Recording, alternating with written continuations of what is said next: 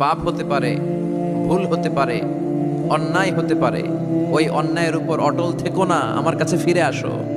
Come to your Lord, তোমার রবের দরবারে ফিরে আসো। ক্ষমার মতো ক্ষমা চাও, ক্ষমার মতো ক্ষমা চাইলে আমি সব ক্ষমা করে দেব। সুবহানাল্লাহ পড়েন। রব্বুল আলামিন বলেন, ইয়া আইয়ুহাল্লাযীনা আমানু তুবু ইলাল্লাহি তাওবাতান নাসুহা।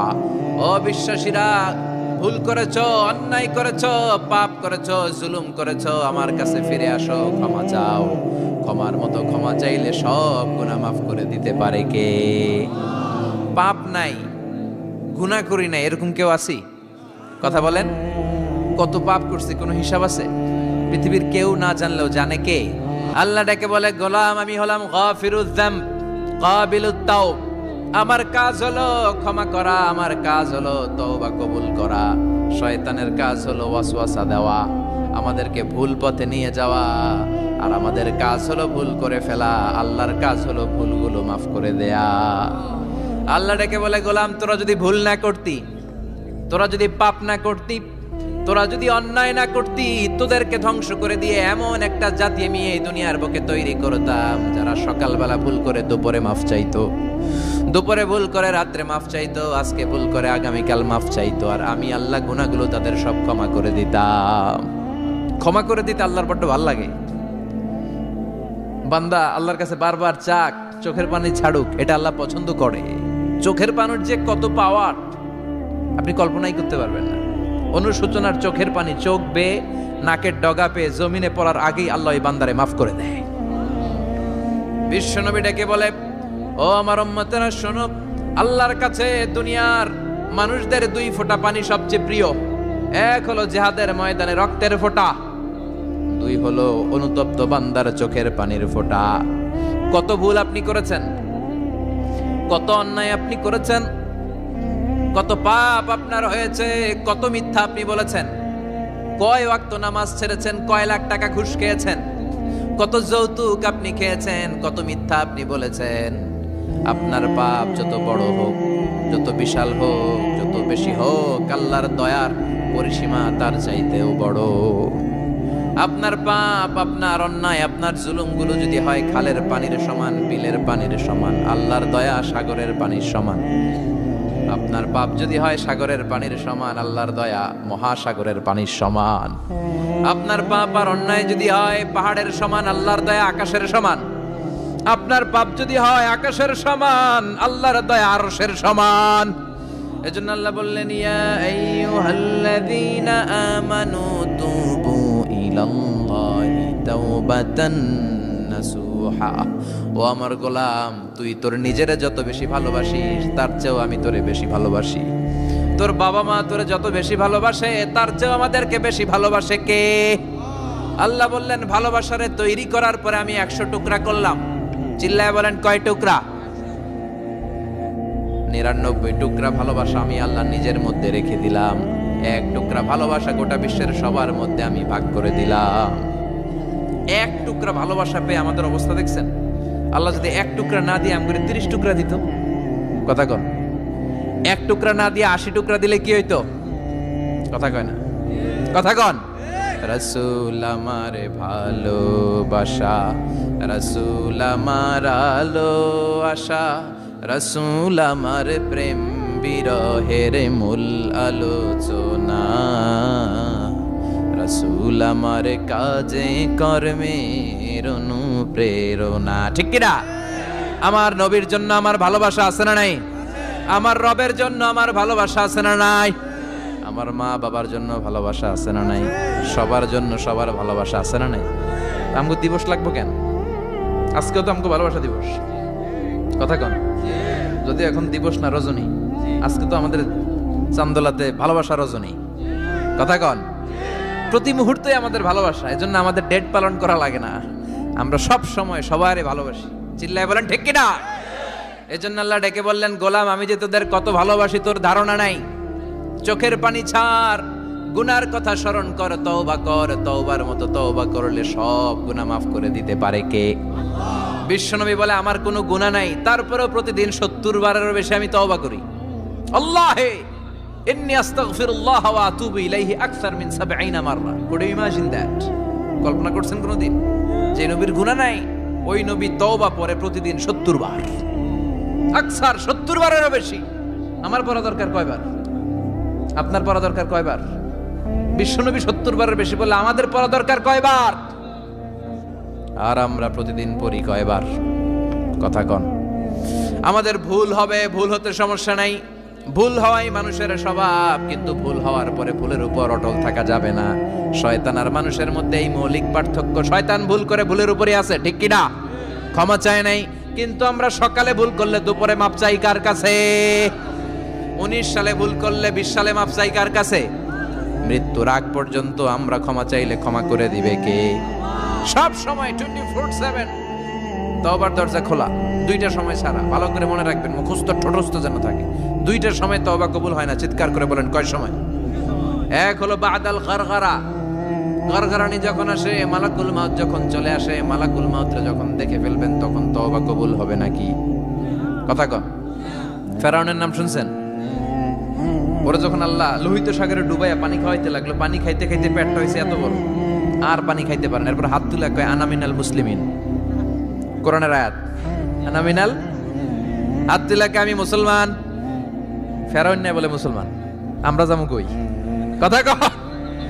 ফেরাউন হাত তুলে কয় আনা মিনাল মুসলিমিন। আল্লাহ কয় টাইম ইজ আপ, দেরি করছস, অনেক সময় দিলাম, অনেক সুস্থ রেখেছি, ক্ষমতা দিয়েছি, দাপট দিয়েছি, তখন যদি ঘাটটা নত করে, মাথাটা নত করে একবার ক্ষমা চাইতি, ফেরাউন তোরেও ক্ষমা করে দিতাম। কিন্তু সময় শেষ হওয়ার পরে আমি মুসলমানদের অন্তর্ভুক্ত বললে কোনো লাভ হবে নাকি? আল্লাহ বলল সময় নাই, সময় শেষ।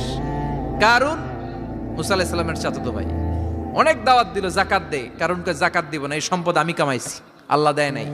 মুসা আলাইহিস সালাম বললেন তাহলে আযাবের অপেক্ষা কর, আযাব চলে আসলো। আল্লাহ বলেন মুসা সেফ জোনে যাও, সরো, এখনই আযাব। ফাখাসাফনা বিহি ওয়া বিদারিহিল আরদ, পুরো ফাইয়ুমের জমিনটার আল্লাহ কাঁপিয়ে দিলেন, আর কারুনকে সহ পুরো সম্পত্তি তার জামিনের ভিতরে দাবিয়ে দিলেন।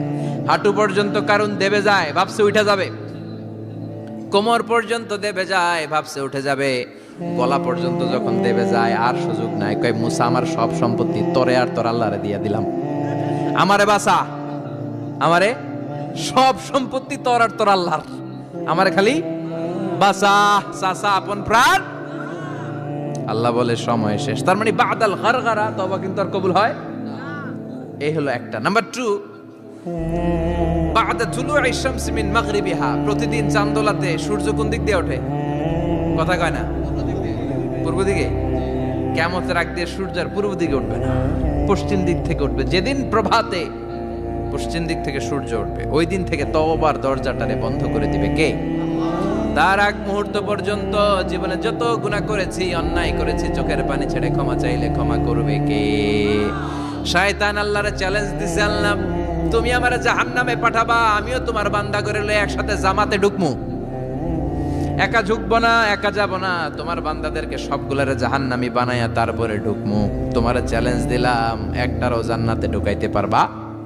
আল্লাহকে তুই আমারে চ্যালেঞ্জ দিলি? আমি তো সব রাজার বড় রাজা, মহারাজা, আমারে চ্যালেঞ্জ দেশ, এত সাহস পাইলি কই? তুই আজীবন ওয়াসওয়াসা দিয়ে পাপ কাজ করাবি, একদিন তাফসীর মাহফিলে এসে আমার বান্দা ক্ষমা চাবে, আমি মাফ করে দেবো, তুই কি করবি? আজীবন অন্যায় করবে, আজীবন পাপ করবে, জুলুম করবে, একদিন চোখের পানি ছেড়ে আমার কাছে কান্নার মতো কান্না করলে আমি সব গুনাহ মাফ করে দেব। এজন্য আল্লাহ বললেন ইয়া আইয়ুহাল্লাযীনা আমানু তুবু ইলাল্লাহি তাওবাতান নাসুহা। ভুল করেছো, তওবা করো, মাফ করবে কে? সাইয়েদনা আদম আলাইহিস সালাম ভুল করলেন, দুনিয়ায় এসে শত শত বছর কাঁদলেন, কিন্তু ক্ষমা হয় না। আল্লাহরে বললেন আল্লাহ কি করলে ক্ষমা পাবো বলো? ফাতালাক্কা আদামু মির রাব্বিহি কালিমাতিন ফাতাবা আলাইহি। আল্লাহ বললেন ও আদম তোমারে কিছু কালেমা শিখাইয়া দেই, এই কালেমাগুলো দিয়ে আমার কাছে দোয়া করো, ক্ষমা করে দেব। আল্লাহ শিখাইয়া দিলেন ও আদম 2 হাত তুলে চোখের পানি ছেড়ে আমার কাছে পড়ো, রব্বানা, পড়েন রব্বানা যালামনা আনফুসানা ওয়া ইল্লাম তাগফির লানা ওয়া তারহামনা লানাকুনান্না মিনাল খাসিরিন। এটা শিখাই দিয়েছিল আল্লাহ। আল্লাহ আমি জুলুম করেছি, অন্যায় করেছি, ভুল করেছি, পাপ করেছি, তুমি যদি ক্ষমা না করো ক্ষমা করার কেউ নাই, ঠিক কি না? আমরাও পাপ করলে এই দোয়াটা পড়ার দরকার আছে না নাই? 5টা শর্ত সাপেক্ষে আমাদের তওবা কবুল করবে কে? তওবা কবুল হওয়ার কিছু শর্ত আছে 5টা। কয়টা? চিৎকার মেরে বলতে হবে, তওবা কবুল হওয়ার শর্ত কয়টা? 1 নম্বরে হচ্ছে আল ইকরা, acknowledgement. You have to give the acknowledgement that you are the greatest sinner on earth. আপনাকে ঘোষণা দিতে হবে যে আপনি পৃথিবীর সবচেয়ে বড় পাপী। 1 নম্বর শর্ত, আপনি বলেন যে আল্লাহ আমার চেয়ে বড় পাপী নাই, আকাশের নিচে জমিনের উপরে আমি সবচেয়ে বড় পাপী, এমন কোন পাপ নাই যেটা আমি করি নাই, ঠিক কি না? 1 নম্বরে পাপের ঘোষণা দেন। 2 নম্বরে আন-নাদাম, নাদাম মানে repentance, you have to be repentant for what you have done. আপনাকে অনুতপ্ত হতে হবে, চোখের পানি ছাড়তে হবে, আল্লাহ আমি লজ্জিত, আল্লাহ আমি নাদান, আমি পিশাচ, আমারে মাফ করে দাও। তার মানে স্বীকার গেলেন কি অন্যায় করেছেন। 2 নম্বরে আপনি অনুতপ্ত হলেন। 3 নম্বরে স্টপ, যেই পাপ করতেছিলেন ওটা থামান। Stop what you have done, যেটা করতেছিলেন আগে থামান। আপনি সুদ খাইছেন, অনুশোচনা আসলো, মাফও চাইতেছেন, আবার সুদও খাইতেছেন, হবে? আপনি ঘুষ খেয়েছেন, তওবা শুরু করলেন, আবার ঘুষও খেয়ে যাচ্ছেন, হবে? থামেন, স্টপ। 3টা গেল। 4 number, to hate what you have done, ঘৃণা করতে হবে, যে পাপটা করেছেন মন থেকে ওই পাপটাকে ঘৃণা করতে হবে। 5 নাম্বার শর্ত হচ্ছে to determine that you never repeat this sin again in your life. আল্লাহর ওয়াদা দেন, কমিটমেন্ট দেন যে আল্লাহ আমার জীবনে পারতপক্ষে এই পাপ জীবনেও করব না। চিৎকার করে বলেন ঠিক কিনা? তার মানে আপনি স্বীকার যান, তারপরে আপনি অনুতপ্ত হবেন, যে পাপ করেছেন থামিয়ে দিবেন, পাপটারে মন থেকে ঘৃণা করবেন, আর আল্লাহরে ওয়াদা দিবেন আল্লাহ আর করব না। এই 5টা শর্তের আলোকে তওবা করলে জীবনের সব গুনাহ মাফ করে দিবে কে? এজন্য আল্লাহ বললেন, ইয়া আইয়ুহাল্লাযীনা আমানু তুবু ইলাল্লাহি তাওবাতান নাসুহা, তওবার মতো তওবা করো, সব গুনাহ মাফ করতে পারে কে? তওবা করবেন তো? রাজি আছেন? কবে করবেন? এই মুহূর্তে তওবা করলাম, এই মুহূর্তে আল্লাহর কাছে ক্ষমা চাই, আল্লাহ জীবনের সব গুনাহ মাফ করে দাও। আমাদের দেশে তওবা করার জন্য হুজুর লাগে, কথা কন, পিসা হুজুর, বড় হুজুর, ছোট হুজুর, হাফেজ সাহেব লাগে না? হাফেজ সাহেব, ইমাম সাহেব, এদের ছাড়া নাকি তওবা হয় না। না, এটা ভুয়া কথা। আপনি অনুতপ্ত হন, আপনি চোখের পানি ছাড়েন, আপনি আপনার রবরে বলেন, ক্ষমা করে দিবে কে? ইমাম সাহেব আসতে হবে শর্ত না, পীর সাহেব হুজুর এসে হুজুরের হাতে হাত রেখে তওবা পড়তে হবে শর্ত না। আপনার রবরে ডেকে চোখের পানি ছেড়ে ক্ষমা চান, ক্ষমা করবে কে? আর প্রতিদিন শতবার পড়তে থাকবেন আস্তাগফিরুল্লাহ। আওয়াজ করে সবাই পড়েন আস্তাগফিরুল্লাহ, আর জোরে পড়েন আস্তাগফিরুল্লাহ। বিশ্বনবী বলেন, মান লাজিমাল ইস্তিগফার জাআলাল্লাহু লাহু মিন কুল্লি দিকিন মাখরাজা। সব সময় ইস্তেগফারের সাথে যে লেগে থাকবে, রব্বুল আলামিন তারে 5টা জিনিস দিবে। কয়টা? কথা কন, আরো জোরে সবাই বলেন কয়টা? নাম্বার 1, জাআলাল্লাহু লাহু মিন কুল্লি দিকিন মাখরাজা। বিপদে পড়লে বিপদ থেকে উদ্ধার করবে কে? আমাদের তো কোনো বিপদ নাই না? আছে কত বিপদ, হ্যাঁ? রাস্তাঘাটে দুর্ঘটনা হতে পারে, যে কোনো সময় ভূমিকম্পে পড়তে পারি, বজ্রপাত পড়তে পারে না, ঠেড়া পয়রা মানুষ নাই, আছে না নাই? এই বিপদ আপদ থেকে আপনারা রক্ষা করবে কে? যদি আপনি ইস্তেগফারের সাথে আঠার মতো লেগে থাকেন। কিসের সাথে? কথা বলেন। ইস্তেগফারের সাথে লেগে থাকতে পারলে 1 নাম্বার হচ্ছে বিপদে পড়লে আপনারে মুক্ত করে দিবে কে? 2 নাম্বার, ওয়া মিন কুল্লি হাম্মিন ফারাজা, যে কোনো ধরনের টেনশন, হাইপার টেনশন থেকে বাঁচায় দিবে কে? আমাদের তো টেনশন মেনশন নাই না? আছে? লাইফ নিয়ে টেনশন, বাঁচার টেনশন, মরার টেনশন, ক্যারিয়ারের টেনশন, রাস্তাঘাটে যানজট, এটার টেনশন, পুলিশের দৌড়ানি, র্যাবের দৌড়ানি, বাড়ির ভাড়া, গ্যাস বিল, বিদ্যুৎ বিল, ছেলে মেয়েদের লেখাপড়া, কত টেনশন। এই সব টেনশন থেকে আপনারে মুক্ত করে দিবে কে? 3 নম্বরে, ওয়ারযুকহু মিন হাইসু লা ইয়াহতাসিব, এমন জায়গা থেকে আল্লাহ আপনার রিজিকের ব্যবস্থা করবে আপনি কল্পনাই করতে পারবেন না। সুবহানাল্লাহ পড়েন। 4 নম্বরে, সবসময় ইস্তেগফার যদি পড়া হয়, আল্লাহর কোনো আযাব ওই বান্দার উপরে আসে না। ওমা কানাল্লাহু মুআযযিবাহুম ওয়া হুম ইস্তাগফিরুন।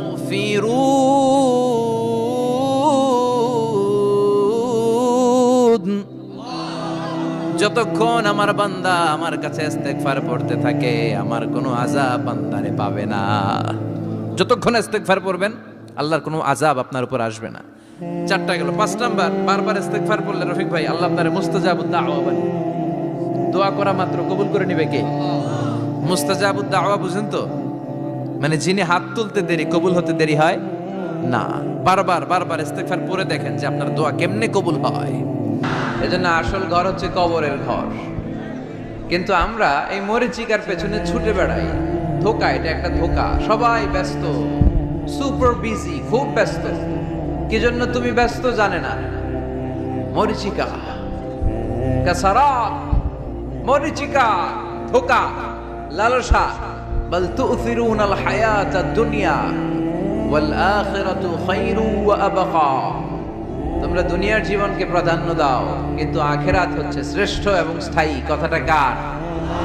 এজন্য প্রতিযোগিতা যদি করতে হয় আখিরাত কামানোর প্রতিযোগিতা করব, ঠিক কি না? কিন্তু আমরা করি ক্ষমতা অর্জনের প্রতিযোগিতা, ক্ষমতার দাপট দেখানোর প্রতিযোগিতা, ক্ষমতার লড়াইয়ে টিকে থাকার প্রতিযোগিতা। সব আমার আমার, এই আমার আমার কথাটা খুব খারাপ। এখন থেকে আমার না বলে আমাদের বলবেন। কি বলবেন? আমাদের। তাহলে অহংকার একটু কমবে। মানুষের অহংকার থাকা উচিত না। হাল আতা আলাল ইনসানি হিনুম মিনাদ দাহর লাম ইয়াকুন শাইআম মাযকুরা। মানুষ কি তার সৃষ্টির দিকে একটু নজর করে তাকায় না? সে কি ছিল? সৃষ্টির শুরুতে সে উল্লেখ করার মতো কিছুই ছিল না। এই যে আমরা যখন ছোট্ট ছিলাম, বয়স যখন আমার 3, 2, তখন আমি কি কি করছিলাম মনে আছে? স্মৃতির পাতা হাতড়াতে হাতড়াতে পেছনে যেতে যেতে কত বছর বয়স পর্যন্ত আপনি ঘটনা বা স্মৃতি মনে রাখতে পেরেছেন বলেন? আমি মিজানুর রহমান আজহারি সর্বোচ্চ 3 বছরের, আমার বয়স যখন 3 ততটুকু খেয়াল আছে। এরপরে আমি আর খেয়াল নাই কি হয়েছিল আমার 2 বছর বয়সে। আমার বয়স যখন 6 মাস, I don't know anything about it. কিচ্ছু জানি না। মায়ের পেটের ভেতরে 9 মাস নাকি ছিলাম শুনছি, কিন্তু কি হয়েছে আমি জানি না। আপনি যদি আপনার স্মৃতির পাতা হাতড়াতে হাতড়াতে পেছনে যান, কতটুকু মনে আছে আপনার? কত বছর বয়সে? হ্যাঁ, কয় বছর? 4 বা 5। এর আগের কথা আমরা জানি না। কিন্তু মায়ের পেটের ভেতরে আমার লালন পালন করলো কে? কত ক্ষুদ্র আমি, কত তুচ্ছ আমি, কত নগণ্য আমি। এক ফোঁটা নাপাক পানি থেকে আল্লাহ আমার তৈরি করলো। Sperm drop, blood clot, little flesh, কিচ্ছু ছিলাম না। জোকের মতো, ব্যাঙের বাচ্চার মতো ছোট্ট মায়ের জরায়ুর দেয়ালে লেপ্টে ছিলাম। সেখান থেকে আস্তে আস্তে আমারে বড় করলো কে? আমার ভেতরে রুহের ফুৎকার দিল কে? 2টা জিনিস আল্লাহ সেট করে দিল। রুহের ফুৎকার দিল আর 2 কাঁধে 2 ফেরেশতা দিল, ঠিক কিনা? আবার যখন চলে যাব রুহও উড়াল দিবে, ফেরেশতারাও চলে যাবে। 2 কাঁধে ছিল যে তোমারে 2 জনা পাহারা, তোমারে একলা থইয়া পলাইছে তাহারা। তোমার 8 কুঠুরি 9 দরজা বন্ধ, এবার হলো রে হলো মুখে আল্লাহ রসুল সবে বলো। দুয়ারে আইসাছে পালকি নায়রি গাও তোলো রে তোলো, মুখে আল্লাহ রসুল সবে বলো, ঠিক কিনা? সময় যখন শেষ উড়াল দেবে রুহটা। 2 কাঁধের ফেরেশতা আপনারা রেখে চলে যাবে। তাহলে গর্ব করার মতো, অহংকার করার মতো এই দুনিয়ায় আমার কিছু আছে? ওয়াখুলিকাল ইনসানু দাঈফা। কেন এই মেসেজগুলো আমরা মনে রাখি না? আমরা তো দুর্বল। আমরা কি সবাই বলেন? পিছনের ওনারা অনেক সবল, এজন্য দুর্বল বলতে লজ্জা পাচ্ছে। আমরা কি শুধু কি দুর্বল? দুর্বলের ঘরের দুর্বল। আমি দুর্বল, আমার বাবা দুর্বল, আমার দাদা দুর্বল, আমার 14 গোষ্ঠী দুর্বল। এজন্য আমরা দুর্বলের ঘরের। এই মাহফিলের পেছন থেকে কেউ যদি বলে হুজুর সাপ, কি বলছে? আসলে সাপ নাই, খালি কইছে সাপ। এরপরে মুজাহিদদেরকে আর খুঁজে পাওয়া যাবে না, সব দৌড়। সাপ বাদ দেন, বাবা ব্যাং চেনেন না? নারায়ণগঞ্জে নাই না? বাবা ব্যাং কি করে? লাফায় না? সাপ না, সাপ তো অনেক ভয়ঙ্কর। বাবা ব্যাং, 2টা বাবা ব্যাং এদিকে, 2টা এদিকে, আর বাকি 2টা এদিকে। 6টা বাবা ব্যাং যদি ছেড়ে দেয় কি হবে? ব্যাং লাফাবেন আপনি লাফাবেন? ব্যাং আর কি লাফ দিবে, তার চেয়ে বড় লাফ দিবেন আপনি, ঠিক কিনা? তো এই তো আমাদের ক্ষমতা। ভূমিকম্প আসলে শব্দ, বাড়ির মালিক। ভূমিকম্প আসলে নারায়ণগঞ্জের শুধু ভাড়াটিয়ারা বাড়ি থইয়া দেয় দৌড়, বাড়িওয়ালারা দৌড়ায় না। হ্যাঁ, বাড়ির মালিক তো উনিও দৌড়ায়, ভাড়াটিয়াও দৌড়, বাড়িওয়ালাও দৌড়, সরকারও দৌড়, জনগণও দৌড়। চিল্লায় বলো ঠিক কিনা? দুর্বল আমরা, দুর্বলের ঘরের দুর্বল। এজন্য আমরা যেন অহংকার প্রদর্শন না করি। অহংকার আল্লাহর চাদর, আল্লাহর চাদর ধরে যেন আমরা না টানি। আমরা যেন বিনয়ী হই, মুতাওয়াদি। কানা রাসূলুল্লাহ সাল্লাল্লাহু আলাইহি ওয়াসাল্লাম মুতাওয়াদিআন জিদ্দান। অত্যন্ত বিনয়ী ছিলেন আল্লাহ রাসূল সাল্লাল্লাহু আলাইহি ওয়াসাল্লাম। কখনো অহংকার দেখাতেন না, কখনো অহংকার প্রদর্শন করতেন না। অহংকার করা হচ্ছে শয়তানের খাসলাত, ঠিক কিনা? খালাকতানি মিন নার ওয়া খালাকতাহু মিন তিন। সে লজিক খাটাইছে আল্লাহর সাথে। আল্লাহর সাথে লজিক খাটানো যাবে? আল্লাহ বললেন সেজদা দাও, আদমকে সেজদা দাও, সব ফেরেশতারা সেজদা দিল। শয়তান যুক্তি খাটালো, খালাকতানি মিন নার, আল্লাহ তুমি আমাকে তৈরি করেছো আগুন থেকে, ওয়া খালাকতাহু মিন তিন, আদমকে তৈরি করেছো মাটি থেকে। মাটির বৈশিষ্ট্য রেখে দিলে নিচে টপাস করে পড়ে, আর আগুন জ্বালিয়ে দিলে উপরে দাউ দাউ করে উপরে উঠে যায়। তো যেটা ঊর্ধ্বগামী এটা নিম্নগামীকে কখনো সেজদা করতে পারে না। এই লজিক খাটাই আসে শেষ, ওর দুনিয়াও শেষ, আখিরাতও শেষ। আল্লাহর আদেশের ক্ষেত্রে কোনো লজিক নাই। সামি'না ওয়া আতা'না, শুনলাম মানলাম। আল্লাহ আদেশ করেছে, এই আদেশের উপরই থাকতে হবে। বরকত আছে না নাই? এজন্য আমরা যেন অহংকারী না হই, আমরা যেন বিনয়ী হতে পারি। আল্লাহ তুমি তৌফিক দান করো। আজকের মাহফিলটাকে আল্লাহ তুমি নাজাতের ওয়াসিলা বানাও। আমার যে যুবক ভাইরা আজকের এই প্রোগ্রামে স্বতঃস্ফূর্ত অংশগ্রহণ করার মধ্য দিয়ে ইসলামের পক্ষে এই গণজোয়ারকে তৈরি করেছে, এই গণজোয়ারকে তুমি ইসলামের জন্য কবুল করো। আমার প্রাণপ্রিয় যুবক ভাইদেরকে তুমি সৈয়দনা ওমর ফারুক রাদিয়াল্লাহু তাআলা আনহুর মতো ইসলামের বীর সেনানী হিসেবে কবুল করো। পর্দার অন্তরালে আমার মা বোনদেরকে আল্লাহ তুমি খাদিজাতুল কুবরা তাহেরা রাদিয়াল্লাহু তাআলা আনহার মতো কবুল করো। পুলিশ ভাইরা আজকে অনেক কষ্ট করেছে। আপনাদের এই থানার সম্মানিত ওসি সাহেব, উনি ওনার প্রোটোকল দিয়ে আমাদেরকে এখানে নিয়ে এসেছে। আপনাদের এই এলাকার সম্মানিত চেয়ারম্যান সাহেব সারাটা দিন অনেক কষ্ট করে এই প্রোগ্রামকে এনশিওর করেছে। বিশেষ করে আপনাদের অত্র এই আসনের সম্মানিত এমপি মহোদয় সেলিম ওসমান সাহেব, উনিও খুব খোঁজ খবর নিয়েছে এই প্রোগ্রামের ব্যাপারে। সর্বোপরি আমরা আল্লাহর কাছে শুকরিয়া জানাই যে আল্লাহ তাআলা আজকে আমাদেরকে সুস্থভাবে এই প্রোগ্রামে আসার সুযোগ করে দিয়েছে। এরকম প্রোগ্রাম, কোরআনের মাহফিল বন্ধ হোক, এটা কি আমরা চাই? কোরআনের কথা চলবে, এটা আমরা চাই কি চাই না? সেজন্য যদি ত্যাগ স্বীকার করা লাগে, দরকার আছে না নাই? ময়দানে যদি থাকতে হয়, রাজি আছি না নাই? আল্লাহ তুমি তৌফিক দান করো। মুসাপুর পশ্চিমপাড়া জামে মসজিদ। মুসাপুর কি গ্রামের নাম? যুব সংগঠন ও এলাকাবাসীর যৌথ উদ্যোগে, মাশাআল্লাহ। যুবক এলাকাবাসী ভাই ভাই, অন্যদের কোনো খাওয়া নাই, ঠিক কিনা? এরকম আন্তরিক সংঘ গড়ে তুলতে হবে এলাকায়। যুবকরা হচ্ছে আগামীর বাংলাদেশ, তোমাকেই খুঁজছে বাংলাদেশ। তোমার দেহে এখন অনেক শক্তি, উচ্ছ্বাস, এটাকে ইসলামের পক্ষে কাজে লাগাতে হবে। এটা আজে বাজে কাজে, মাদকের পেছনে দৌড়াদৌড়ি করে, অপরাজনীতির পেছনে দৌড়াদৌড়ি করে, মারামারি এগুলোর পেছনে দৌড়াদৌড়ি করে, সন্ত্রাস, জঙ্গিবাদ, টেন্ডারবাজি, চাঁদাবাজি এগুলোর পেছনে দৌড়াদৌড়ি করে সময় নষ্ট করা যাবে? এদিকে কি দেখা যায় না?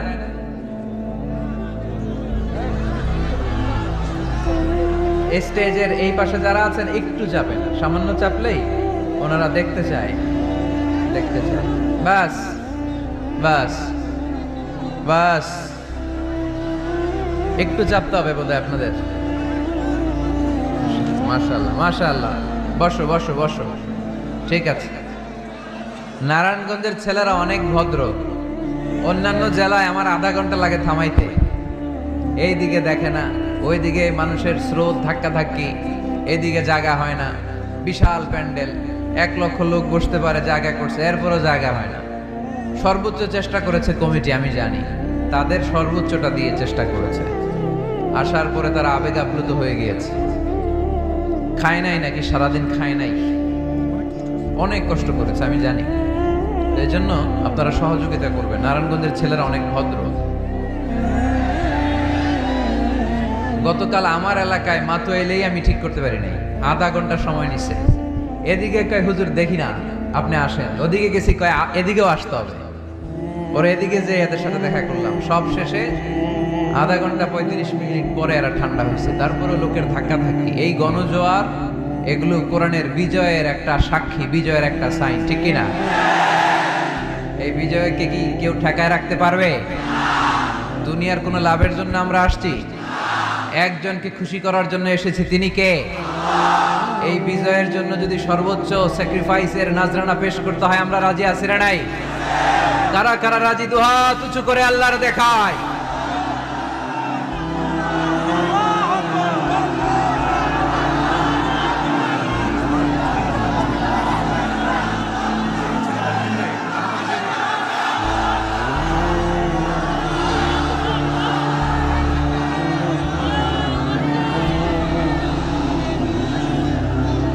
আল্লাহ তুমি কবুল করো।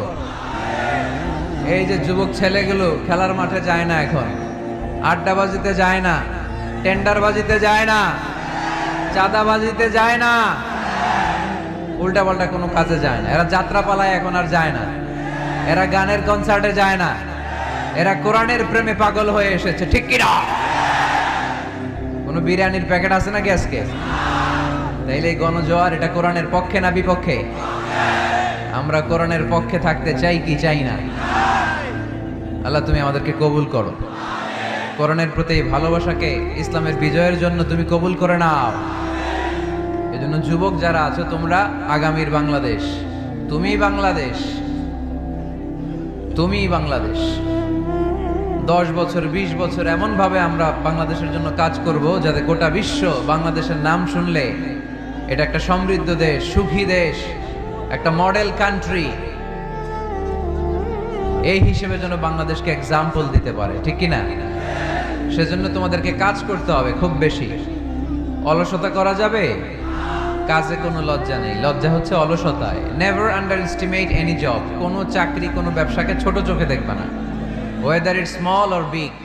ছোট চাকরি হোক, ছোট ব্যবসা হোক, আমরা করব। আমরা স্বাবলম্বী হতে চাই, নিজের পায়ে দাঁড়াতে চাই, আমরা আত্মমর্যাদা সম্পন্ন মুসলিম হতে চাই, ঠিক কিনা? কেইছে এখানে লোকজন অনেক বেশি হয়ে গেছে, দাঁড়ানোর জায়গা নাই। প্রতি রাতের ঘটনা। প্রিয় ভাইয়েরা, কি হয়েছে? কি হয়েছে? প্রজেক্টর আছে, প্রজেক্টর আছে। এই সাউন্ড বক্স এখন নামাইতে গেলে অনেক সময় লাগবে। একটু দেখো, একটু দেখো। ক্যামেরাওয়ালা ভাইদের প্রতি একটু এহসান করো। এখানে যদি 1 লক্ষ লোক হয়, কালকে 20 লক্ষ লোক এই কথাগুলো শুনবে। এই নারায়ণগঞ্জের যুবক ভাইদের উসিলায় কোটি মানুষ কোরআনের পথে আসুক, আমরা চাই কি চাই না? আমরা কোরআনের জন্য সব করতে পারি, সব বিলিয়ে দিতে পারি। আজকের এই 1 ঘন্টার কষ্ট আমাদের কাছে কোনো কষ্টই না, তাই না? মাশাআল্লাহ, মাশাআল্লাহ, এই তো চমৎকার। বেশি নাড়াচাড়া করো না, বেশি নাড়াচাড়া করা যাবে না। আস্তে করে রেখে চুপ করে বসে যাও, চুপ করে বসে যাও। এই তো ছেলেপেলেরা অনেক ভদ্র, ঠিক আছে, আওয়াজ হবে না। জায়গা না পেলে দাঁড়িয়ে শোনো। বলছিলাম যুবকরা হচ্ছে আগামীর বাংলাদেশ। কাজকে ছোট করা যাবে না। যে কোনো কাজ পেলেই করা শুরু করতে হবে। নতুন চাকরি পেলে, নতুন ব্যবসা পেলে এরপরে ধরবা, কিন্তু বাবুগিরি দেখিয়ে অলসতা করে বসে থাকা যাবে? কাজ ছোট হোক বা বড় হোক, বরকত দেয় কে? সুন্দরভাবে করলে প্রত্যেকটা কাজে বরকত আছে না নাই? যে কোনো কাজ করো না ভাই, যে কোনো কাজ করো, তা যেন হয় সবার চেয়ে সবচেয়ে সুন্দর। যে কোনো কাজ করো না ভাই, যে কোনো কাজ করো, তা যেন হয় সবার চেয়ে সবচেয়ে সুন্দর। হোক না সেটা পড়া লেখা, রঙের ভাষায় ছবি আঁকা, হোক না সেটা পড়া লেখা। রঙের ভাষায় ছবি আঁকা, হোক না সেটা সামান্য কাজ কিংবা মহত্তর, তা যেন হয় সবার চেয়ে সবচেয়ে সুন্দর। যে কোনো কাজ করো না ভাই, যে কোনো কাজ করো, তা যেন হয় সবার চেয়ে সবচেয়ে সুন্দর। ঠিক কিনা? যেটাই করি না কেন কাজ যেন সুন্দর হয়, কাজটা যেন এক্সাম্পল স্থাপন করার মতো হয়। তাহলে ওই কাজে বরকত দিবে কে? মাইক অপারেটর কে?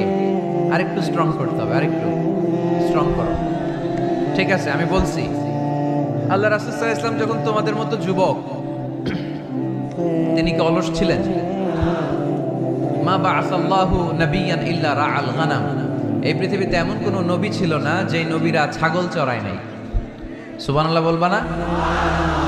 ছাগল চড়িয়েছেন আমার প্রিয় নবী মুহাম্মদ সাল্লাল্লাহু আলাইহি ওয়াসাল্লাম।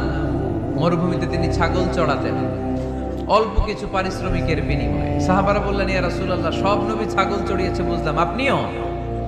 আল্লাহ রাসূল বললেন, হ্যাঁ আমিও কুনতু আরআহা আলা কারারিতি আহলি মক্কা। মক্কাবাসীদের দেয়া অল্প কিছু পারিশ্রমিকের বিনিময়ে মক্কা শহরে আমি নিজেও ছাগল চড়িয়েছি। কাজকে ডিফারেন্সিয়েট করে নাই, ছোট বড় না, কাজ যেটা পাও করতে হবে। কাজ করে খাওয়ার মধ্যে কোনো লজ্জা নেই, আছে শুধু সম্মান। ঠিক কিনা? সাউন্ড তো আরো খারাপ হয়ে গেল মনে হয়। এরকম কেন? একটা স্ট্রং এবং clean, strong and clean sound দাও। আসো আসো, ঠিক করো। তো এই জন্য যুবক যারা আছো, তোমরা আগামীর বাংলাদেশ। আল্লাহ রাসূল সাল্লাল্লাহু আলাইহি ওয়াসাল্লাম যুবক বয়সে একটা সংগঠন করেছিলেন, নাম হচ্ছে কি নাম? আরবিতে এটাকে বলে হালাফুল ফুদুল। হালাফ মানে শপথ, ফুদুল মানে ভালো কাজ, ভালো কাজের শপথ। আমরা কি পারি না অলিতে গলিতে এরকম হিলফুল ফুজুলের মতো ইসলামী ক্লাব গড়ে তোলা? পারবো না আমরা? এগুলোর উদ্যোগে আজকে যেরকম যুব সংগঠন ও এলাকাবাসীর যৌথ উদ্যোগে প্রোগ্রাম, এরকম সুন্দর সুন্দর প্রোগ্রাম করতে হবে। শুধু আউটডোর না, এখন থেকে ইনডোর প্রোগ্রাম করার দরকার আছে না নাই? আমাদের দেশে কমিউনিটি সেন্টারে শুধু বিয়ে আর সুন্নতে খাতনা, গোটা বিশ্বে কমিউনিটি সেন্টারগুলোতে কমিউনিটি বড় বড় প্রোগ্রাম করার জন্য তারা অ্যারেঞ্জ করে। কমিউনিটি সেন্টারগুলোতে সেখানে ইনডোর প্রোগ্রাম করতে হবে। প্রতি মাসে ভালো ভালো স্কলারদেরকে এনে, ইনফ্লুয়েন্সিয়াল স্পিকারদেরকে এনে যুবকদেরকে মোটিভেট রাখার দরকার আছে না নাই? কারণ যুবকরাই আগামীর বাংলাদেশ। আল্লাহ রাসূল সাল্লাল্লাহু আলাইহি ওয়াসাল্লাম প্রতিজ্ঞা করালেন যে হিলফুল ফুজুলের শপথ হচ্ছে মক্কায় চাঁদাবাজি টেন্ডারবাজি চলবে না, দুর্বলের উপর সবলের কোনো অত্যাচার চলবে না। তো এরকম হিলফুল ফুজুল থাকার দরকার আছে না নাই? আল্লাহ যুব সংগঠনকে তুমি কবুল করো, এলাকাবাসীকেও তুমি কবুল করো। মিনার বাড়ি বন্দর, নারায়ণগঞ্জ, মুসাপুর রাস্তার পাশে 2 দিন ব্যাপী তাফসীরুল কোরআনের প্রোগ্রামের আজকে দ্বিতীয় রজনী। প্রথম দিন কথা বলেছিলেন হযরত মাওলানা সাদিকুর রহমান আল আজহারী। আল আজহার ইউনিভার্সিটিতে আমরা একসাথে পড়াশোনা করেছি। আমার ছোট ভাই সুন্দর কথা বলে, কোরআন থেকে বলে। আল্লাহ তাআলা সাদিকুর রহমান আল আজহারীর জ্ঞানকে তুমি আরো বাড়িয়ে দাও। আজকের রজনীতে আমাকে রেখেছেন আপনারা আলোচক। আমার আগে কথা বলেছে very energetic, hard working, enthusiastic যুবকদের আইকন শায়েখ সিফাত হাসান। সে আমারও মাঝে মাঝে বসায় ওয়াজ করে, সুন্দর সুন্দর কথা শোনায় সে আমাকে, আমিও মন্ত্রমুগ্ধ হয়ে শুনি। যুবকরা যেখানেই আছে ওখানে এনার্জি আছে না নাই? যুবকদের থেকে কথা শুনতে হবে, কারণ যুবকদের মধ্যে আছে অনেক শক্তি। এই শক্তিকে আমরা পজিটিভ ওয়েতে দিন কষ্ট করছে, এখনো যোগাযোগ মেনটেন করে যাচ্ছে। এরকম নেতা আমাদের থানাগুলোতে থাকুক, আমরা চাই কি চাই না? যারা কোরআনের মাহফিল বন্ধ করে না, অ্যারেঞ্জ করে দেয়, আয়োজন করে দেয়, সারাদিন গাদার মতো খাটুনি খেটে কোরআনের মাহফিলে রাত্রেবেলা নিজে উপস্থিত থেকে সার্থক করে দেয়। আমরা এই ধরনের নেতাদেরকে চাই যারা সবসময় কোরআনের পক্ষে থাকবে, ঠিক কিনা? আল্লাহ পাক অত্র এলাকার চেয়ারম্যান মহোদয়কে তুমি কোরআনের জন্য কবুল করো। আরো অনেক বিশেষ অতিথি এই প্রোগ্রামে উপস্থিত হয়েছেন। সম্মানিত অনেক অতিথিবৃন্দদের নাম এখানে আছে যারা এই প্রোগ্রামের জন্য কষ্ট করেছে। আমরা সবার জন্য দোয়া করি, আল্লাহ তুমি সবাইকে কবুল করো। আসুন আমরা আর সময় নষ্ট না করে সরাসরি মহাবিশ্বের মহাবিশ্বয় মহাগ্রন্থ আল কোরআনুল কারীম থেকে কথা শুনি। আমি আমার খুতবার শুরুতে আপনাদের খেদমতে সূরাতু আল মুমিনুনের প্রথম আয়াত তেলাওয়াত করেছি। এই সূরায় আল্লাহ তাআলা মুমিনদের 7টি গুণের কথা বলেছেন, যে গুণগুলো একজন মুমিন হিসেবে আমাদের জীবনে থাকা দরকার আছে। এই 7টি গুণ আজকে আমরা জেনে যাব মানার উদ্দেশ্যে, ঠিক কি না? ওয়াজ কি শুধু শোনার জন্য শোনা? শুনতে চাইলে তো ইউটিউবেও শোনা যায়, শোনা যায় না? ইউটিউবে ওয়াজ শোনেন না আপনারা?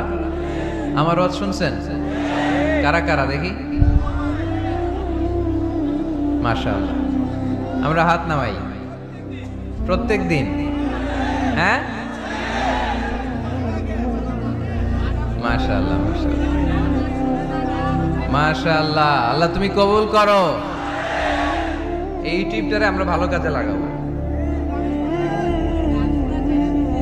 গান শোনা ছেড়ে দিছো? মাশাআল্লাহ, আল্লাহ তুমি কবুল করো। এটা অনেক ভালো কথা যে আমরা আজে বাজে কাজে আর সময় নষ্ট করি না। ইন্টারনেট ইউজ করলেও এটা কোরআনের কাজেই লাগাই, ঠিক কি না? তো ওয়াজ কিন্তু ইউটিউবেও শোনা যায়, কিন্তু এখানে আমরা এসেছি একটা স্পিরিট নিয়ে যাব। সরাসরি কথা শোনার আর বলার মধ্যে একটা তাসির প্রভাব আছে না নাই? তো এই জন্য বিশ্বাসীদের যে 7টা গুণাবলী আজকে এগুলো আমরা জেনে যাব, যাতে করে আমরা মানতে পারি, পালন করতে পারি, ঠিক কিনা? সূরাটার নাম হচ্ছে সূরাতুল মুমিনুন। সূরার নাম কি?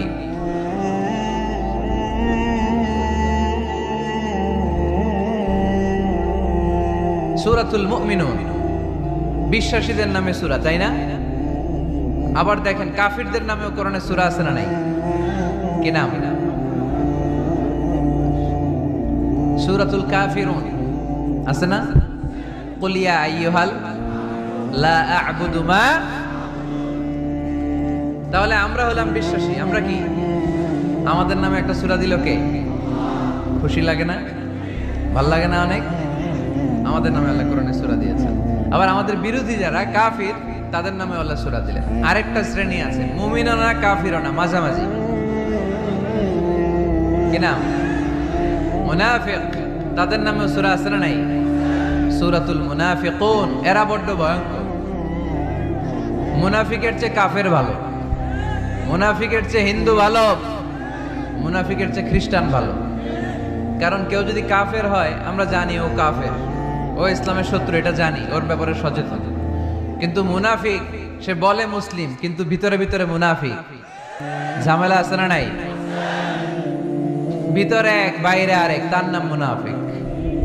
ভিতরে এক বাইরে আরেক, তার নাম ডবল স্ট্যান্ডার্ড মেনটেন করে। দুমুখ সাপ, এদিকেও আছে ওদিকেও আছে, এদিকেও যায় ওদিকেও যায়, এদিকেও নাই ওদিকেও নাই, নেহি এদার নেহি ওদার, তার মিয়ান মে সাদার বাদার আছে না? উপর দিয়ে ফিটফাট, ভিতর দিয়ে সদরঘাট। উপর মে পাক সাফ, আন্দার মে খালাত মালাত। উপরে অনেক পাক সাফ, ভিতরে ঝামেলা। এরা মুনাফিক। যেদিকে বৃষ্টি এদিকে ছাতা ধরে, যখন যার কাছে টাকা পয়সা আছে তারে তেল মারে। আছে না নাই? আমরা মুনাফিক হতে চাই? আমরা মুমিন হতে চাই কি চাই না? মুমিন হয় কখন? যখন তার বিশ্বাস থাকে, ঠিক কি না? আল্লাহ বিশ্বাস, আখিরাতে বিশ্বাস। এই বিশ্বাসটা কিন্তু অনেক দামি। টাকা দিয়ে বিশ্বাস কেনা যায়? আমরা আল্লাহর উপর বিশ্বাস রাখি, আখিরাতে বিশ্বাস রাখি, নবী রাসূলদের উপর বিশ্বাস রাখি, তাই আমরা মুমিন। বিশ্বাসটা অনেক দামি। ঈমান যার মধ্যে থাকে সে হচ্ছে মুমিন। আমল পড়ে, আগে ঈমান। আগে কি? ঈমান হচ্ছে সংখ্যা, আমল হচ্ছে শূন্য। এখন ঈমান নাই, আপনার আছে শুধু আমল। শূন্য বসাতে বসাতে বসাতে বসাতে নারায়ণগঞ্জ থেকে ঢাকা, এটার কোনো দাম আছে? 2000 শূন্য আপনি পাইছেন। 2000 ফলাফল কি? শূন্য। কারণ ঈমান নাই, সংখ্যা নাই। এবার আপনার ঈমান আছে, পেলেন একটা সংখ্যা 1, তারপর আমল করতে শুরু করলেন, পেলেন শূন্য। যাকাত দিলেন, পেলেন শূন্য। হজ করলেন, পেলেন শূন্য। দাম আছে না নাই? একের পরে শূন্য দিলে দাম আছে না? তাহলে আগে লাগবে কি? ঈমান। ঈমান মানে বিশ্বাস। বিশ্বাসটা খুব দামি। এই বিশ্বাস যেন নষ্ট না হয়, বিশ্বাসে যেন আঘাত না আসে। বিশ্বাসটা কত দামি জিনিস দেখেন। বন্ধু বন্ধুর মধ্যে যদি বিশ্বাস না থাকে, বন্ধুত্ব টেকে? কথা বলেন। স্বামী যদি স্ত্রীরে বিশ্বাস না করে, সম্পর্ক টিকে? কথা বলেন। বিশ্বাস অনেক দামি জিনিস। দেখবেন বাবা যখন তার ছোট্ট মেয়েটাকে কোলে তুলে উপরে এরকম ছুঁড়ে মারে, ছোট্ট মেয়েটা খিলখিল করে হাসে। যদি নিচে পড়ে যায় ভর্তা হয়ে যাবে, তারপরেও হাসে, কারণ মেয়েটার বাবার উপর বিশ্বাস আছে, বাবা আমারে ফেলে দিবে না, বাবা ঠিকই আমাকে কোলে তুলে নেবে, ঠিক কিনা? মেয়েটার বাবার প্রতি অগাধ বিশ্বাস। ঢাকা থেকে একজন গ্রিন লাইনের বাসে উঠছে, টিকিট কাটছে কক্সবাজারে। গ্রিন লাইনের বাসের নাম শুনছেন তো না? কক্সবাজার যাবে। ব্যাগ ট্যাগ নিয়ে বাসে উঠেই দেখবেন অনেক হাই প্রোফাইলের লোকেরা ল্যাপটপ নিয়ে, টাকা পয়সা নিয়ে বাসের উপরে ব্যাগ রেখে আরামসে ঘুম দিচ্ছে। বাইরে প্রচন্ড বৃষ্টি, তার কোনো টেনশন নাই। সে যদি টেনশন করতো তাহলে ঘুমাইতে পারতো? তাহলে তো তাকায় থাকা লাগতো এরকম, দেখি তো বাসওয়ালা কই যায়। কক্সবাজারের টিকিট কাটছি, সকালবেলা উঠে যদি দেখি কক্সবাজার না নিয়ে যশোর চলে গেছে, ভেজাল আছে না? তার মোটেও টেনশন নাই, কারণ গ্রিন লাইন কোম্পানির প্রতি এই ক্লায়েন্টের অনেক বিশ্বাস। আমি আরামসে চাদর গায়ে দিয়ে একটা ঘুম দিব, সকালে ঠিকই এই গ্রিন লাইনের বাস আমাকে কক্সবাজার নামিয়ে দিবে। চিল্লায় বলেন ঠিক কিনা? তার মানে বিশ্বাসটা অনেক জরুরি। বিশ্বাসে মিলাই বস্তু, তর্কে বহুদূর। এজন্য আমরা বিশ্বাসী হতে চাই। আমরা কি হতে চাই? আর বিশ্বাসীদের নামে এই সূরাটা ডেডিকেট করলেন কে? সূরাতুল মুমিনুন। সূরাটার নাম কি? আরো জোরে বলেন, কি নাম? সূরাতুল মুমিনুন। এই সূরাটা নাজিলের একটা ব্যাকগ্রাউন্ড আছে, শানে নুজুল, কোন সময় কোন প্রেক্ষাপটে নাজিল হলো। এটা শুনলে সূরার তাফসীর বুঝতে আমাদের সুবিধা হবে। আল্লাহ রাসূল সাল্লাল্লাহু আলাইহি ওয়াসাল্লাম সাহাবাদেরকে নিয়ে বসা, হঠাৎ করে ওমরে ফারুক মৌমাছির আওয়াজ শুনতে পেলেন, বন বন বন বন আওয়াজ। হাদিসটা এসেছে মুসনাদ ইবনে আহমদ ইবনে হাম্বলে, সুনানি তিরমিজিতে। বন বন মৌমাছির যখন আওয়াজ, ওমরে ফারুক মৌমাছি খুঁজতে আরম্ভ করলেন, কিন্তু কোনো মৌমাছি উনি খুঁজে পান না। তখন উনি বুঝতে পেলেন আসলে এটা মৌমাছি না, এখনই আল্লাহ রাসূল সাল্লাল্লাহু আলাইহি ওয়াসাল্লামের উপর কোরআনের আয়াত নাজিল করতেছে কে? অনেকগুলো পদ্ধতিতে আল্লাহ রাসূল সাল্লাল্লাহু আলাইহি ওয়াসাল্লামের কাছে কোরআন এসেছে। আমরা তো মাগনা মাগনা কোরআন পাইছি, সুন্দর করে এমদাদিয়া কোম্পানি ছাপাই দিছে, আব্বা কিনা বাসায় নিয়ে আসছে, এবার আমি রমজান মাসে কোরআনের খতম দেই। আহা, আল্লাহ রাসূল সাল্লাল্লাহু আলাইহি ওয়াসাল্লাম কি এত সহজে কোরআন পেয়েছে? অনেক কষ্ট করে তিনি কোরআন রিসিভ করতেন। মিসলা সালসালাতিল জারাস, মাঝে মাঝে ঘন্টার ধ্বনির মতো কোরআন নাজিল হতো। প্রাইমারি স্কুল ছুটি হলে দপ্তরি ঘন্টা বাজায় না, ধাম ধাম বিকট আওয়াজ হয়। এরকম আওয়াজে যখন কোরআন নাজিল হতো, আল্লাহ রাসূল সাল্লাল্লাহু আলাইহি ওয়াসাল্লাম কোরআন রিসিভ করতে যেয়ে ঘেমে যেতেন শীতের রাতে। আজকে একটা শৈত্য প্রবাহ গেছে না, প্রচন্ড শীত। দুপুরবেলা আমার প্রোগ্রাম ছিল কিশোরগঞ্জের, কি নাম, পাকুন্দিয়া। প্রচন্ড শীতে লোকজন কাঁপছিল। আপনাদের তো প্যান্ডেল আছে, ওদের প্যান্ডেলও ছিল না, খোলা ময়দানে লক্ষ লক্ষ মানুষ। প্রচন্ড শীতের রাতে আম্মা জান আয়েশা রাদিয়াল্লাহু তাআলা আনহা উনি কাঁপতেন, আর এই কোরআন রিসিভ করতে যে বিষ্ণু ঈসা ইসলাম ঘামতেন। সুবহানাল্লাহ বলতে পারলেন না? এত কঠিন ছিল ওহি রিসিভ করা। ইন্না সানুলকি আলাইকা কওলান সাকিলা, নবী হে এই কোরআনের বাণীটা অনেক সাকিল, ভারী, এত ভারী। ওটের উপর বসে থাকা অবস্থায় যখন কোরআন নাজিল হতো, তখন রাসূল সাল্লাল্লাহু আলাইহি ওয়াসাল্লাম যে ওটের উপর বসে আছেন, ওটের পা গুলো জমিনে গেড়ে যেত। ঘোড়ার উপর বসে থাকা অবস্থায় কোরআন নাজিল হলে ঘোড়াটা দাঁড়ানো থেকে বসে যেত। মাঝে মাঝে সাহাবাদের গায়ে হেলান দিয়ে পায়ের মধ্যে মাথা রেখে রাসূল সাল্লাল্লাহু আলাইহি ওয়াসাল্লাম শুয়ে থাকতেন। এক সাহাবীর পায়ে মাথা রেখে আল্লাহ রাসূল সাল্লাল্লাহু আলাইহি ওয়াসাল্লাম শুয়ে আছেন, তিনি টেরই পাচ্ছেন না। হঠাৎ করে কোরআনের আয়াত নাজিল হতে লাগলো। সাহাবী বললেন, হঠাৎ করে আমি টের পেলাম বিশ্বনবীর মাথাটা অনেক ভারী হয়ে গেল। আমার মনে হচ্ছে যে রাসূল সাল্লাল্লাহু আলাইহি ওয়াসাল্লামের মাথার ভারে আমার পায়ের হাড়টি ফেটে খান খান হয়ে যাবে। সুবহানাল্লাহ বলেন। তো এই কঠিন কোরআন যখন রাসূল সাল্লাল্লাহু আলাইহি ওয়াসাল্লাম রিসিভ করতেন, তিনি ঘেমে যেতেন। আবার মাঝে মাঝে সাইয়েদনা জিবরাইল আলাইহিস সালাম সরাসরি ওনার সূরাতে আসতেন কোরআন নিয়ে। হেরা পর্বতে আর সিদরাতুল মুনতাহায়, এই দুই জায়গায় আল্লাহ রাসূল সাল্লাল্লাহু আলাইহি ওয়াসাল্লাম সাইয়েদনা জিবরাইল আলাইহিস সালামের মূল আকৃতিতে ওনাকে দেখতে পেয়েছিলেন।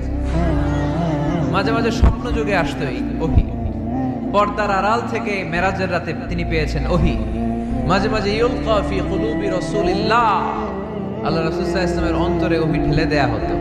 আর মাঝে মাঝে মিসলা সাউতিন নাহাল, মৌমাছির ভনভন ভনভন আওয়াজের মতো কোরআন নাজিল করতো কে? ভনভন আওয়াজ দেখে ওমরে ফারুক বুঝলেন এটা আসলে মৌমাছি না, কোরআনের আয়াত। কোরআনের আয়াত নাজিল শেষ, আল্লাহ রাসূল সাল্লাল্লাহু আলাইহি ওয়াসাল্লাম চেহারা ঘুরিয়ে সাহাবীদের দিকে মুখ করে বসলেন আর বললেন, এইমাত্র সূরাতুল মুমিনুনের শুরুর দিককার আয়াতগুলো আমার কাছে নাজিল হয়েছে। এখানে আল্লাহ তাআলা মুমিনের 7টি গুণের কথা বলেছে। কয়টি? সবাই বলতে হবে, কয়টি গুণ? আল্লাহ রাসূল বললেন, মান আকামা হুন্না দাখালাল জান্নাহ। এই 7টা গুণ যে মানবে আল্লাহ তাআলা জান্নাতুল ফেরদাউসের মালিক বানায় দিবে। আজকে এই 7টা গুণের ব্যাপারে আমরা জেনে যাব ইনশাআল্লাহ। পড়ি আর জোরে পড়ে ইনশাআল্লাহ। আর যদি আপনাদের কষ্ট হয় ওঠা বসা করবেন না, হাত তুলে দাঁড়িয়ে যাবেন, বলবেন হুজুর কষ্ট হচ্ছে। দুই একজনের কাছ থেকে শুনলেই দোয়া করে বিদায়, সংক্ষেপ করে দেবেন ইনশাআল্লাহ।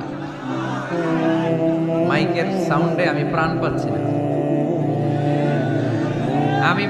আমি বলতেছি একটু ইকো দিয়ে দেখো প্রাণ পাওয়া যায় কিনা। একটু ইকো দাও তো দেখি, বেশি দিও না, আবার একটু দাও। দুর্বল সাউন্ড, দুর্বল। প্রতি রাতে আমাদেরকে কথা বলতে হয়। সাউন্ড সিস্টেম যদি ডিজিটাল সাউন্ড সিস্টেম না হয়, দুর্বল হয়, আমাদেরকে শাউট করতে হয়। একদিনের জন্য শাউট করে আমার গলা ভাঙলে আমার জীবন ধন্য, সমস্যা নাই। কিন্তু আমার তো একদিন না। নোয়াখালীর লোকেরা কয় হুজুর আন্নে গো একদিন, আঙ্গ ব্যাগ দিন। মানে আপনাদের একদিন হলো আমাদের ব্যাগ দিন, মানে প্রতিদিন। কি হয়েছে? সাপ কই? বসো বসো। তাহলে মুমিনের কয় গুণ? গলায় আওয়াজ নাই।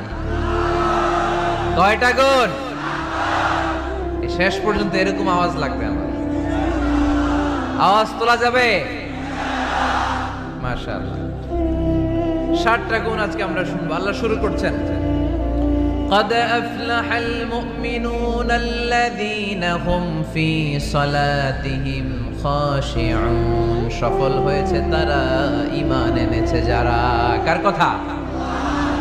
সফলতার মানদণ্ড আল্লাহ দিয়েছেন ঈমান। আপনি যদি টাকাওয়ালা হন আপনি সফল না, যদি ঈমান না থাকে, ঠিক কিনা? আপনি যদি ক্ষমতাওয়ালা হন আপনি সফল না, যদি ঈমান না থাকে, ঠিক কিনা? আপনি অনেক বড় সেলিব্রিটি কিন্তু ঈমান নাই, আল্লাহর মানদণ্ডে আপনি সফল না, ঠিক কিনা?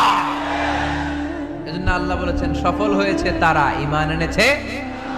আমি বলবো সফল হয়েছে তারা, আপনারা বলবেন ঈমান এনেছে যারা। আওয়াজ তুলে বলেন সফল হয়েছে কারা? যারা ঈমানদার তারা সফল। قد أفلح المؤمنون, successful indeed are the believers. তারাই সফল যারা ঈমানদার। তবে যেন ঈমানদার নয়, তাদের 7টা বৈশিষ্ট্য থাকা চাই। কয়টা? 1 নম্বর আল্লাহ বলছেন আল্লাযীনা হুম ফি সালাতিহিম খাশিউন। তারা যখন সালাতে দাঁড়ায় দিন দুনিয়ার হুঁশ থাকে না, তারা ভীত সন্ত্রস্ত হয়ে আল্লাহর দিকে রুজু হয়ে সালাত আদায় করে। নামাজে যখন দাঁড়াবো দুনিয়ার কোনো হুঁশ জ্ঞান আমাদের থাকতে পারবে? আমাদের হুঁশ থাকবে একদিকে, তিনি কে? সালাতে কায়েম করো, সালাতে কায়েম করো, হবে সম্মানী তুমি, হবে জান্নাতি তুমি, হবে সম্মানী তুমি, হবে জান্নাতি তুমি। দিবে কাল হাসরে শীতল ছায়া আরশে আজিম, রাব্বিয়াল আলা রাব্বিয়াল আযীম। পড়েন রাব্বিয়াল আলা রাব্বিয়াল আযীম। আলহামদুলিল্লাহ। আল্লাযীনা হুম ফি সালাতিহিম খাশিউন। শুরু হয়ে গেল মুমিনদের 7টি বৈশিষ্ট্যের আলোচনা। 1 নম্বর বৈশিষ্ট্য হচ্ছে মুমিনরা যখন নামাজে দাঁড়ায় দিন দুনিয়ার হুঁশ থাকে না, তাদের চিন্তা, তাদের ধ্যান চলে যায় একদিকে, তিনি কে? সাইয়েদনা আলী রাদিয়াল্লাহু তাআলা আনহু যুদ্ধের ময়দানে মারাত্মকভাবে জখম হলেন, আহত হলেন। পায়ের ভেতরে জিহাদের ময়দানে তীর ঢুকে গেল, তীর কেউ টেনে বের করতে পারে না। এতটাই জখম হয়েছে, তীর ধরে টান মারলে তিনি চিৎকার মারে। বিশ্বনবী দেখলেন অবস্থা বেগতিক। আল্লাহর হাবিব বললেন তীর ভিতরে টানাটানি দরকার নাই, যেহেতু টান মারলে ব্যথা পায়, ছেড়ে দাও। আজান দাও বেলাল, তুমি আজান দাও, একামত দাও। এক সাহাবীরে বললেন, আমি যখন নামাজে দাঁড়াবো, আলী যখন নামাজে দাঁড়াবে, নামাজরত অবস্থায় তুমি তোমার নিজের দায়িত্বে আলীর পায়ের ভেতর থেকে তীরটা টেনে বের করে ফেলবা। আজান দেয়া হলো, একামত হলো, বিষ্ণু ঈসা ইসলাম নামাজ পড়তে শুরু করলেন। সাইয়েদনা আলী রাদিয়াল্লাহু তাআলা আনহু নামাজে দাঁড়ালেন। ওই সাহাবী দাঁড়ান নাই, বিশ্বনবীর পরামর্শ অনুযায়ী কাতারের ভেতর দিয়ে যে বিশ্বনবীর মেয়ের জামাতা সাইয়েদনা আলী রাদিয়াল্লাহু তাআলা আনহুর পা থেকে টান মেরে তীর বের করেছে। টান দিয়ে তীর খোলা হয়েছে, কিন্তু সাইয়েদনা আলী মুহূর্তের জন্য টের পান না। আগে টান মারতেছে, ব্যথা পায়, চিৎকার মারে, কিন্তু সালাতের অবস্থায় টান মেরে তীর বের করেছে, উনি টেরই পান নাই। আল্লাহু আকবার। তার মানে যখন নামাজে তিনি দাঁড়িয়েছেন, দিন দুনিয়ার হুঁশ তার ছিল না। তার হুঁশ, জ্ঞান, চিন্তা, ধ্যান সব কিছু চলে গিয়েছে একজনের দিকে, তিনি কে? এজন্য বিশ্বনবী বলতেন, আন তা'বুদাল্লাহা কাআন্নাকা তারা ফাইন লাম তাকুন তারাহু ফাইন্নাহু ইয়ারাক। এমন ভাবে নামাজ পড়বে, মনে করবে তুমি আল্লাহকে দেখে দেখে নামাজের মুসল্লায় আছো, ঠিক কি না? যখন নামাজ পড়বা ভাববা তুমি আল্লাহকে দেখছো। আর যদি এটা কষ্ট হয়, অ্যাটলিস্ট এটা ভাবো যে আল্লাহ তোমায় দেখছে। আমাদেরকে দেখে কে? আমি যে নামাজ পড়ি দেখে কে? এই চিন্তাটা মাথায় থাকার দরকার আছে না নাই? কিরে ভাই, এখানে তো থাকি করে লাভ নাই। প্রজেক্টর গুলো কোন দিকে? প্রজেক্টর আছে ওই যে পেছনে প্রজেক্টর, ওখানে চলে যাও। এখানে দেখার জন্য যদি থাকি করো, বিশৃঙ্খলা হবে। সাউন্ড নাই। এই মাইকটা কি কাজ করে না তোমার? তো সাউন্ড পায় না কেন? আচ্ছা, সাউন্ড কম বলে যদি চিল্লাও, তাহলে তো আমার কথা আরো শোনা যাবে না। ও দেখতেছে, ওকে দেখতে দাও। এত বড় গ্যাদারিং এ এইদিকে সমস্যা হবে, ওদিকে তার ছিঁড়ে যাবে, ওদিকে সাউন্ড বক্স নষ্ট হয়ে যাবে, এটা খুব স্বাভাবিক। তোমাদের সহযোগিতা লাগবে, তা না হলে তো একটু পর পর আলোচনার মাঝখানে ব্রেক দিলে আলোচনা করা যাবে না। লক্ষ লক্ষ লোকের সমাগম, এখানে কিছু সমস্যা হবেই, এগুলো মেনে নিয়েই আমাদেরকে বসে থাকতে হবে, ঠিক কিনা? মাইক অপারেটর, লাস্ট চান্স দিলাম তোমার, এটা ঠিক করো তাড়াতাড়ি। তোমার মাইকের কারণে অনেকবার ব্রেক হয়েছে আমার আলোচনা। হয়েছে, একটা ছেলে কথা বলবো না এখানে। এই ছেলে